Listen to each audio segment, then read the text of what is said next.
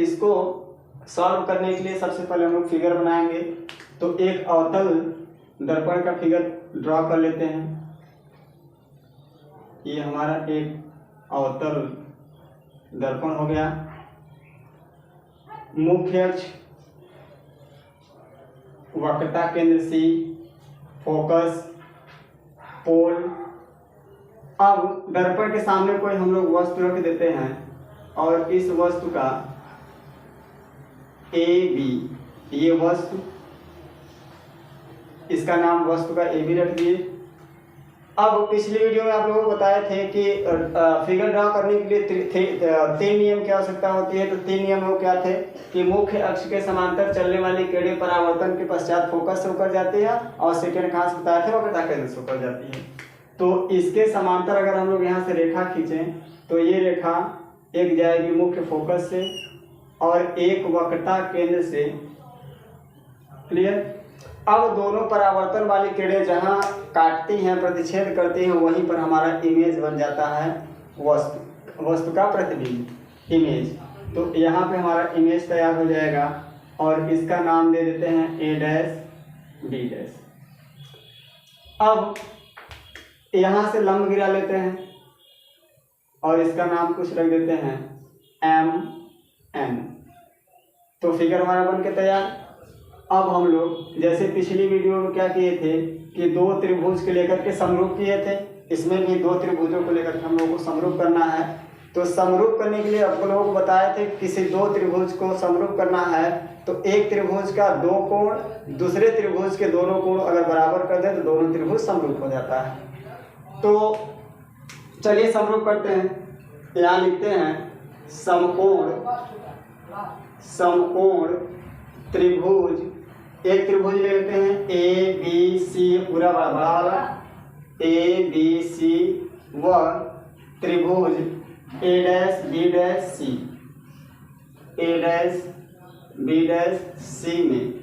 अब इन दोनों त्रिभुज को समरूप करना है। तो समरूप करने के लिए देखिए यहाँ 90 डिग्री का कोण बन जाएगा, यहाँ भी 90 डिग्री कोण बन जाएगा। तो एक ये छोटा और ये बड़ा वाला त्रिभुज ABC, ये त्रिभुज ले लेते हैं और एक लेते हैं A', B', C। इन्हीं दोनों को हम लोगों को सिमिलर करना है। तो एक कोण तो 90 डिग्री, इसका भी 90 डिग्री। ये बड़े वाले त्रिभुज का ये वाला कोण C और छोटे वाले त्रिभुज में भी यही कोण C मैच कर रहा है। तो ये जो दोनों एक दूसरे से मैच किए तो इसको हम लोग कहेंगे सार्ध है या उभयनिष्ठ है। तो यहाँ लिखते हैं कोण ABC इक्वल टू कोण A', B', C। ये किस लिए इक्वल हुए? प्रत्येक समकोण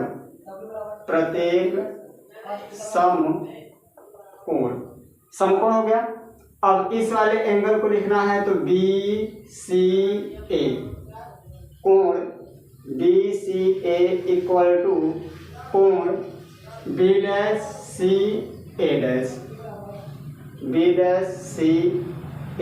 किस लिए बराबर है? ये सार्ध है या हम लोग यहाँ लिख सकते हैं उभयनिष्ठ। क्लियर। और किसी त्रिभुज के जब 2 कोण बराबर हो जाते हैं तो दोनों त्रिभुज समरूप हो जाते हैं। तो यहाँ हम लोग लिखेंगे अतः त्रिभुज ABC समरूप त्रिभुज A', B', C। क्लियर। अब यहाँ समरूपता के नियमानुसार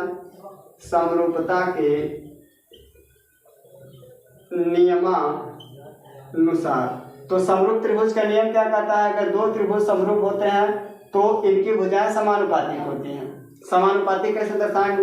AB भुजा ले लेते हैं इस बड़े वाले त्रिभुज का और छोटे वाले त्रिभुज का A', B' भुजा ले लेते हैं और दोनों का अनुपात कर देते हैं। या यही से हम लोग क्लियर कर लेंगे, AB ले लेते हैं AB by A', B' equal to एक ठो छोड़ करके अगला 2 ठो BC बाई B', इसको कंडीशन फर्स्ट बना लेते हैं। तो जिस तरीके से हम लोग ये बड़ा वाला त्रिभुज लेकर चले हैं या ABC और A', B', C वैसे ही दो त्रिभुज को इस बार पुनः लेकर चलना पड़ेगा। कौन कौन? एम एन एफ लेते हैं और ए डैश बी डैश एफ। इस दोनों को समरूप करने के लिए क्या करेंगे? सेम नियम पिछली की तरह, ये 90 डिग्री, ये भी 90 डिग्री। ये वाला कोण इस बड़े वाले त्रिभुज में भी मिल रहा है और ये छोटे वाले त्रिभुज में भी मिल रहा है, तो दोनों कोण क्या हो गए? सार हो गए। तो इसको लिखेंगे हम लोग, फिर से त्रिभुज लेते हैं। त्रिभुज एम एन एफ व त्रिभुज A dash B dash F में सेम प्रोसीजर जैसे ऊपर किए हैं। कोण M N F equal to कोण A dash B dash F, किस लिए? प्रत्येक 90 डिग्री, दोनों 90 अंश के कोण थे। अब ये वाला कोण दोनों त्रिभुज में मैच कर रहा है। कौन कौन? एन एफ एम, कोण N F M equal to कोण, इसको लिखेंगे तो B dash F A dash, B dash F A dash. सार्व जैसे ऊपर किए थे, जब दो कोण बराबर कर दिए तो समरूप लिख दिए। अतः त्रिभुज एम एन एफ समरूप त्रिभुज A dash B dash F, दोनों समरूप हो गए। जब समरूप हो गए तो इनकी भुजाएं समानुपातिक होंगी, तो यहाँ लिखेंगे अतः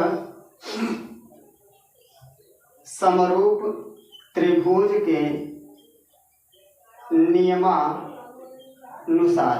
तो समरूप त्रिभुज का नियम क्या कहता है कि इनकी भुजाएं समानुपातिक होती हैं, अर्थात M N by A dash B dash equal to N F by B dash F, B dash F. इतना क्लियर? अब आप सब जानते होंगे कि जब दो रेखाएं समांतर होती हैं तो इनके बीच की दूरियां सभी जगह बराबर होती हैं। तो हम लोग एम एन की जगह पे ए बी लिख सकते हैं। ठीक, क्लियर? तो एम एन की जगह पे ए बी लिख देते हैं, A B by A dash B dash equal to, अब आता है एन एफ। एन एफ क्या है? N F.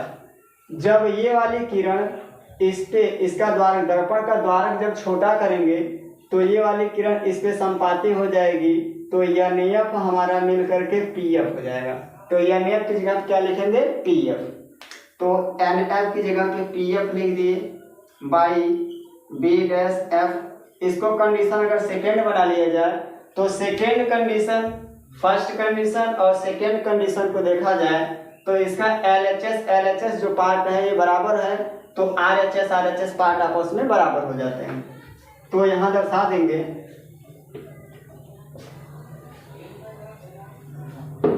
समीकरण 1 व 2 से तुलना करने पर तो तुलना किए तो RHS और RHS बराबर कर दिए, BC by B dash C equal to PF by B dash F. यही किया है कि BC by B dash F, PF by B dash F. तो इतना हो गया। अब इसमें से हम लोगों को किसी की वैल्यू नहीं पता है, सिर्फ PF की वैल्यू पता है। तो किसी की भी वैल्यू, दर्पण में किसी की वैल्यू निकालने के लिए दर्पण के पोल से दूरियां नापी जाती हैं। तो दर्पण का पोल कहाँ है? यहाँ है। तो दर्पण के ध्रुव पोल को क्या कहते हैं? ध्रुव। तो दर्पण के ध्रुव से वस्तु की दूरी को हम लोग दर्शा देते हैं U से। ये U हो गया। दर्पण से वस्तु की दूरी U, दर्पण से प्रतिबिंब की दूरी V, फोकस दूरी 2F और ये वक्रता त्रिज्या R 2F होता है। तो दर्पण के ध्रुव से ये वस्तु है, प्रतिबिंब है, प्रतिबिंब की दूरी को हम लोग V दर्शा दिए। दर्पण के ध्रुव से फोकस दूरी को F, यहाँ से यहाँ तक फोकस दूरी है, और दर्पण के ध्रुव से ये ध्रुव यहाँ से, ठीक है, और ये हमारा हो जाएगा 2F यहाँ से यहाँ तक। अब इसमें से हम लोगों को जो भी दिया है इसको दो दो पार्ट में डिवाइड करना है और ऐसे दो पार्ट में डिवाइड करना है जिसका हमको वैल्यू पता होना चाहिए। तो BC है B और यहाँ C है, तो BC की वैल्यू तो पता नहीं है, तो हम लोग क्या करेंगे कि इसको दो पार्ट में तोड़ लेंगे जिसका जिसका मान हमको पता हो। तो PB, ये देखो PB प्लस PC मिलकर के हमारा BC हो जाएगा।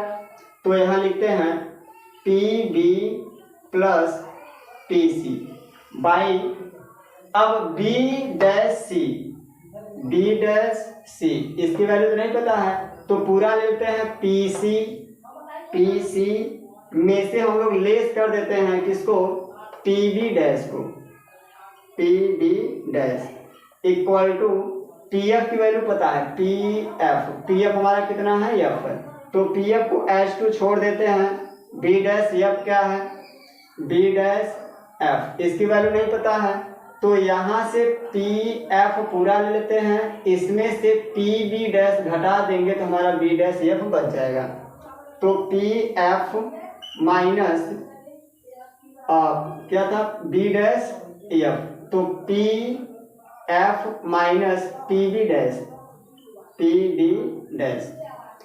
अब जब इतना पता हो गया तो एक रूल्स आप सब और जाने केयरफुली, ठीक है, ध्यान से देखिएगा। ये वीडियो बहुत मज़ेदार होने वाली है क्योंकि ये बोर्ड परीक्षा में 90% आशा है कि ये प्रश्न देता है, आता है। मैं बार बार कर रहा हूँ कि ये प्रश्न बोर्ड से संबंधित बहुत अच्छा प्रश्न लाया हूँ आप लोगों को, तो वीडियो को स्किप किए बिना ही आप सब इस वीडियो को अच्छे तरीके से देखिए। तो दर्पण के बाएं तरफ, ये दर्पण हो गया, ये बायां और इधर का दायां, तो दर्पण के बाएं तरफ की दूरियां जितनी भी होती है ऋणात्मक लिखी जाती है और दर्पण के दाहिने साइड की दूरियां धनात्मक लिखी जाती हैं।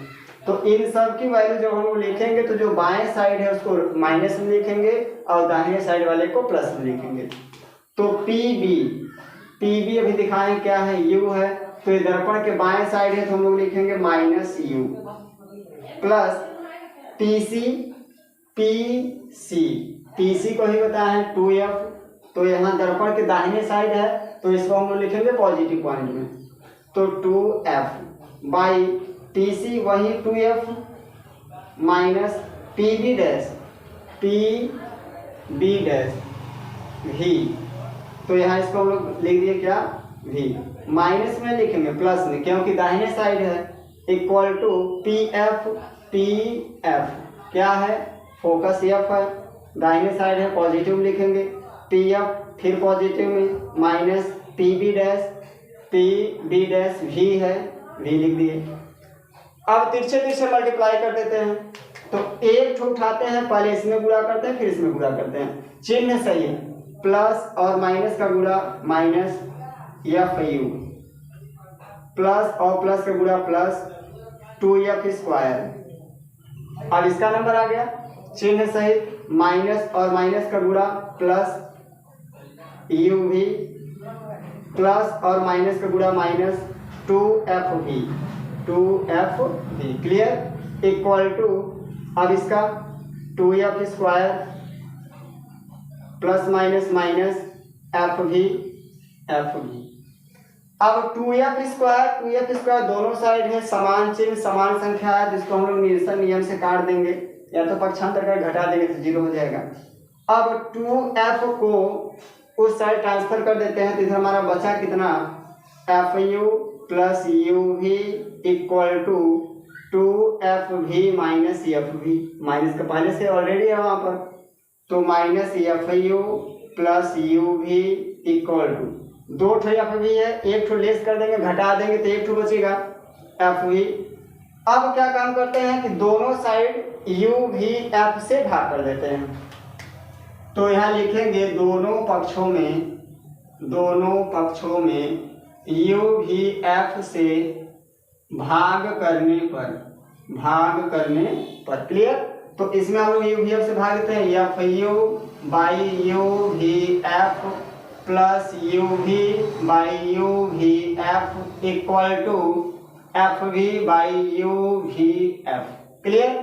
अब FU और FU ऊपर नीचे कट जाएगा, UV ऊपर नीचे कट जाएगा, FV ऊपर नीचे कट जाएगा, तो जो बचा उसको लिखते हैं यहाँ देख लेते हैं, एफ यू कट गया तो बचा सिर्फ एक ऊपर और नीचे भी, तो हमारा बचा -1/v प्लस यू भी जब कटेगा तो 1/f बचेगा, तो 1/f इक्वल टू एफ भी काटेंगे तो 1/u बचेगा।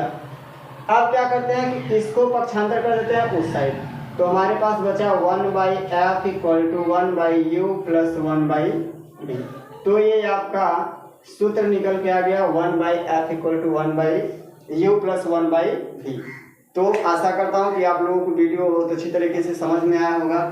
तो आप लोग चैनल को सब्सक्राइब, लाइक और कमेंट करना ना भूलें, और लगातार मैं एक वीडियो आप लोगों को रोज़ प्रतिदिन डालूंगा। तो आप सब मेरे इस चैनल को जितना अधिक से अधिक हो सके उतना ग्रो करिए, चैनल को प्रोग्रेस में करिए।